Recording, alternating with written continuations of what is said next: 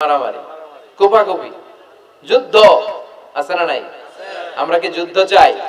যুদ্ধ নয়, আরে যুদ্ধ নয়, নয় আর কোন তাজালা, সেই পৃথিবী আমাদের সকল মানুষের হোক নিরাপদ আবাস, সেই পৃথিবী আমাদের সকল মানুষের হোক নিরাপদ আবাস। We don't want to see any war in the whole world. We don't want to see any war in the whole world. ঠিক কি না? আমরা কোনো যুদ্ধ দেখতে চাই না, মারামারি দেখতে চাই না, অন্যায় হত্যাকাণ্ড বিচার বহির্ভূত কোন হত্যাকাণ্ড আমরা এদেশে দেখতে চাই না। বিশ্বনবী বললেন কিয়ামতের আগে এগুলো বেড়ে যাবে। বিশ্বনবী বললেন যে হত্যা করবে সে জানবে না কেন আমি হত্যা করলাম। শুট করো, পোশাকি বাহিনী পিস্তল আছে, শুট করে দিল, কিন্তু কেন সে মারলো ওই সৈনিক জানে না। এরকম আছে না নাই? আবার যে নিহত হইল সেও জেনে মরতে পারলো না যে আমি কেন মরলাম। কথা কন। আহা, এই দুনিয়ায় তারা বিচার পায় নাই, কিন্তু এগুলোর বিচার আছে না নাই? এগুলোর বিচার যদি না থাকতো, the worldly life will be a joke. এই পৃথিবীটা একটা জোকিং হইতো, জোকিং। জোক করার জন্য আল্লাহ পৃথিবী বানায় না। যেগুলোর বিচার এই জমিনে আমরা পাই নাই, সেগুলোর বিচার আখিরাতে হবে। সেদিন হবে আসল বিচার, সেদিন হবে ফাইনাল খেলা। সেদিন হবে কি খেলা? বিশ্বাস হয়? অপেক্ষা আছে না নাই? সবগুলোর বিচার হবে ইনশাআল্লাহ। পড়েন, আপনার জমি মেরে খাইছে, দুনিয়ায় বিচার পান নাই, আহকামুল হাকিমিনের বিচার আছে না নাই? আপনাকে অন্যায় ভাবে আঘাত করেছে, দুনিয়ার বুকে বিচার পান নাই, আখিরাতে বিচার আছে না নাই? বিশ্বনবী বললেন এই মারামারিটা বেড়ে যাবে কিয়ামতের আগে। এখন দেখেন খালি মারামারি, কোপাকুপি। নাউজুবিল্লাহ পড়বেন না? আল্লাহ এই ফিতনা থেকে তুমি আমাদের বাঁচাও। এরপর বিশ্বনবী বললেন দিয়াউল আমানা, কিয়ামতের আগ দিয়ে আমানতের খেয়ানত হবে। এটা আমাদের সমাজে আছে না নাই? বিশ্বনবী বললেন কিয়ামতের আগ দিয়ে আমানতের খেয়ানত হতে থাকবে। ইদা দুইয়াতিল আমানাতু ফান্তাযিরিস সাআ। সাহাবারা প্রশ্ন ছুড়ে দিলেন, ইয়া রাসূলুল্লাহ মাতা সাআ, কখন কিয়ামত হবে? বিশ্বনবী বললেন ইদা দুইয়াতিল আমানা, যখন আমানতের খেয়ানত হবে তখন কিয়ামত হবে। সাহাবীরা আবার প্রশ্ন ছুড়লেন, কাইফা ইদাআতুহা ইয়া রাসূলুল্লাহ, হে নবী আমানতের খেয়ানত কেমন করে হবে? বিশ্বনবী বললেন ইদা উসিদাল আমরু ইলা গায়রি আহলিহি ফান্তাযিরিস সাআ, যে লোকটা যেই চেয়ারে বসার যোগ্য নয় তাকে যখন ওই চেয়ারে বসিয়ে দেওয়া হবে তখনই কিয়ামত হয়ে যাবে। এরকম আমানতের খেয়ানত তো ভুইগরে নাই। ধরেন একজনের আপনারা প্রধান বক্তা হিসেবে দাওয়াত দিলেন, জানে না কোরআন, জানে না হাদিস, জানে না বক্তৃতা। এটা কিয়ামতের আলামত না? এটা আমানতের খেয়ানত না? এই দেশে শিশু বক্তা আছে না নাই? কথা কন। আহা, এদিকে আর কি মানুষ হয়েছে? শিশু বক্তা হইলে 3 গুণ হবে। বিল্ডিং টিল্ডিং ভাঙ্গা, প্যান্ডেল ম্যান্ডেল খুললা, অবস্থা সারা। এত মানুষ, ও যে কি বলে ও নিজেও জানে না, কি যে জানে না ওইটাই জানে না। সবকিছুর একটা বয়স আছে। তোমাকে পড়াশোনা করতে হবে, তোমাকে ডিগ্রি অর্জন করতে হবে, তোমাকে জানতে হবে, তোমাকে বিশ্লেষণ করার, অ্যানালাইসিস করার ক্ষমতা রাখতে হবে। ছোট বাচ্চা যদি মুরব্বির মতো কথা বলে আমরা এটার বেয়াদব বলি। আপনারা বই করে কি বলেন? বেয়াদব। পাশে খতিব সাহেব হুজুর, এখানে হাফেজ সাহেব হুজুর, এখানে ইমাম সাহেব হুজুর, এখানে কামিল মাদ্রাসার প্রিন্সিপাল, এখানে জগৎ বিখ্যাত মুহাদ্দিস, আর সে বেয়াদবের মতো পায়ের উপর পা তুলে আঙ্গুল নাড়িয়ে নাড়িয়ে কথা বলে। এটা কিয়ামতের আলামত। এগুলো বন্ধ করেন, এগুলোর সাথে ইসলামের সম্পর্ক নাই। যারা কোরআনের কথা জানে, যারা আলেম, তাদেরকে দাওয়াত করেন, জ্ঞান গর্ভ আলোচনা করবে। আপনার জীবনকে উজালা করে দিবে কে? আল্লাহ। কিন্তু লোক জড়ো করার জন্য এগুলো করে। আহা, তাফসীর মাহফিলের ভিতরে এই শো অফ, খালি লোক দেখানো মানসিকতা। কে আসলে বেশি লোক হবে এরা দাওয়াত কর। মাহফিল হইলে এরা লাগবে, ওরে লাগবে, এরা লাগবে। আমগো অবস্থা হালুয়া টাইট। 15,000 দাওয়াত ইনভাইটেশনের মধ্য থেকে 90টা প্রোগ্রাম রেখেছে এই বছর। 15,000। এটা কিয়ামতের আলামত না? সুবহানাল্লাহ কয়। আর এটা কিয়ামতের আলামত কেন? আমারে লাগবে কেন? আপনার এলাকায় মুহাদ্দিস নাই? আপনার এলাকায় মুফাসসির নাই? মিজানুর রহমান আজহারীকে লাগবে কেন? মিজানুর রহমান আজহারী যেখানে সুযোগ হবে 2-4 জায়গায় প্রোগ্রাম করবে। এখন তো ইউটিউবে সব দেখা যায় যে এত চ্যানেল, অনেক মাহফিলে এত শ্রোতাও নাই।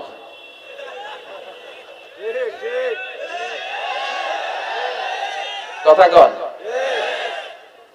এখন কোথাও যেতে পারি না। আজকে এয়ারপোর্ট থেকে আসার পথে এয়ারপোর্ট থেকে বের হইতে লাগতেছে আধা ঘন্টা। লোকজনের দাবি হচ্ছে হুজুর সেলফি তুলবো,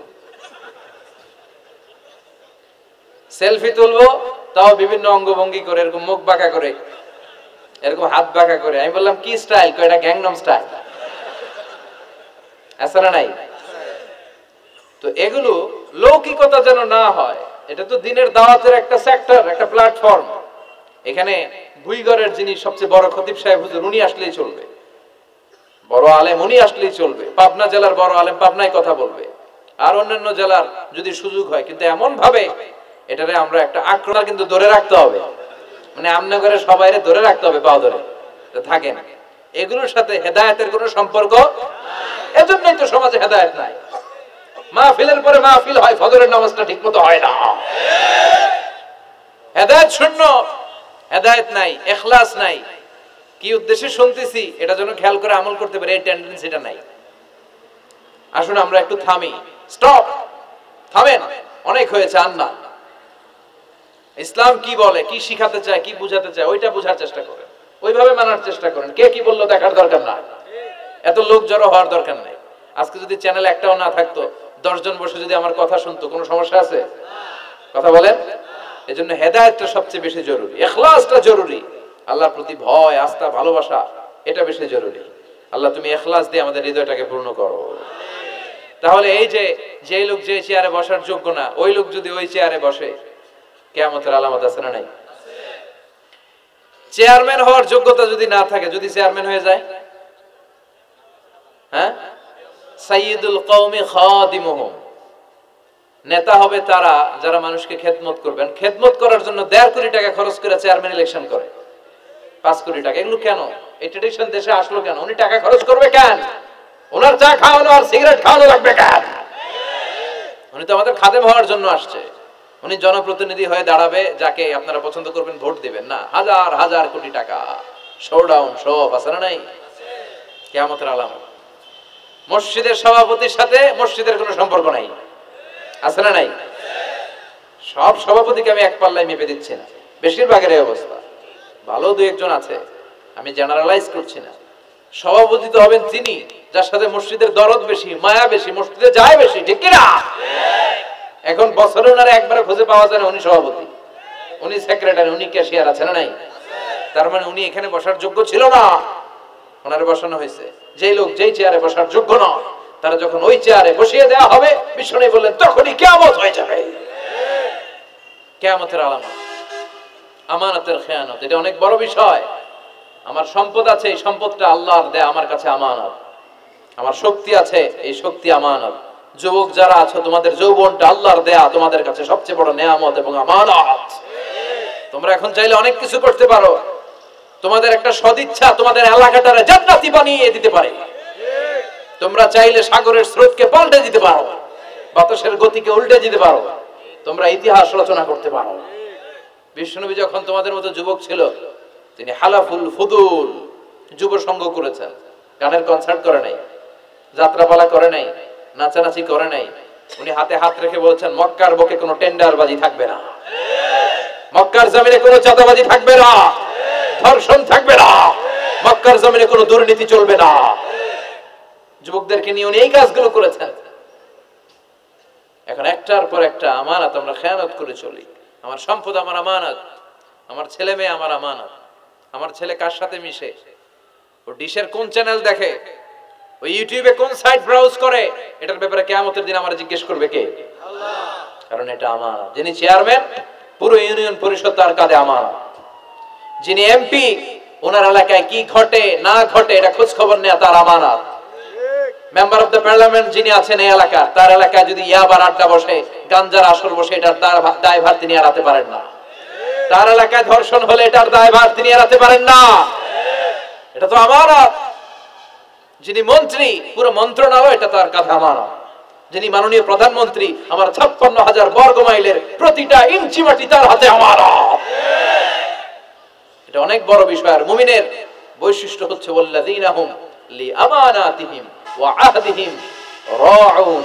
যারা বিশ্বাসী তারা কথা দিয়ে কথা রাখে আর আমানতের খেয়ানত করে না। এজন্য আমানত পূর্ণ করতে রাজি আছেন?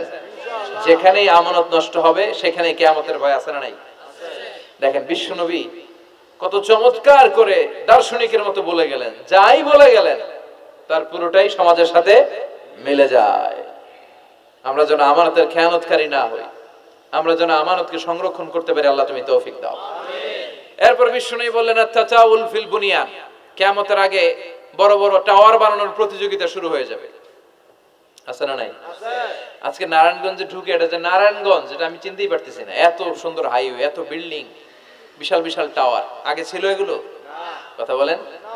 আরব বিশ্বে দেখবেন বুর্জ আল খলিফা, জমজম টাওয়ার, এই টাওয়ার ওই টাওয়ার, একটার পর একটা টাওয়ার। বিশ্বনবী বললেন কাবার পাশে যে পাহাড়গুলো আছে, শুনতেছেন? মনোযোগ আছে? কষ্ট হচ্ছে না তো?